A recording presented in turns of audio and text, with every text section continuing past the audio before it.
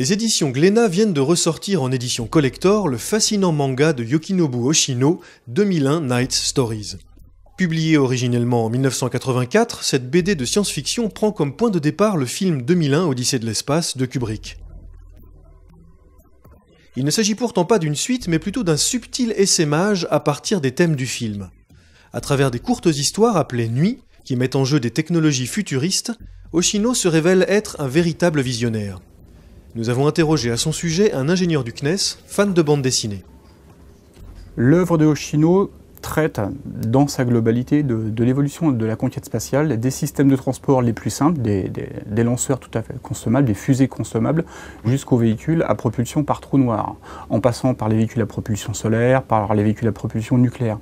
Donc probablement son aspect le plus marquant, c'est son exhaustivité. Il a forcément énormément cherché, c'est impossible, il y a beaucoup trop de boulot, c'est énorme.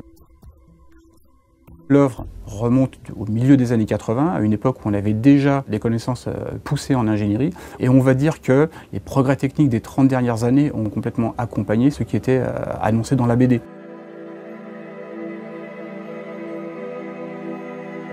C'est typiquement le type de design qu'on a vu apparaître après les années 2000 pour des véhicules extrêmement avancés à propulsion par fusion nucléaire. Et la NASA donc, a publié des vues sur un concept quasiment identique 15 à 20 ans plus tard. Quelle n'a pas été ma surprise en lisant cette BD, en me rendant compte que finalement j'ai fait exactement le même exercice il y a 2 ans. Il n'y a à peu près aucun système traité dans l'œuvre de Hoshino que nous n'avons pas étudié dans les 10 dernières années. La seule exception, et c'est particulièrement avancé, c'est le transport par le contrôle de la gravité, par la création d'un mini trou noir. Donc on veut dire qu'il y a un parallèle qui est vraiment frappant, évident et réel entre le travail que l'on peut faire dans une agence spatiale, que l'on fait typiquement au CNES à la direction des lanceurs, et ce qui est traité dans l'œuvre de Hoshino.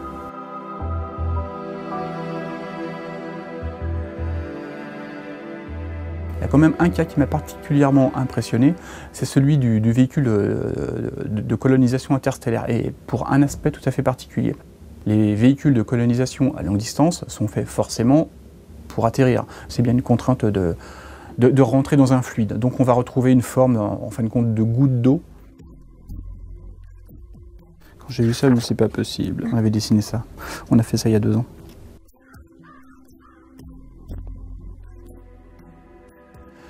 L'utilisation de l'eau qu'on peut trouver sur les astéroïdes comme carburant, ça c'est très bien dit, c'est parfaitement détaillé, et c'est quelque chose qui est totalement dans l'air du temps.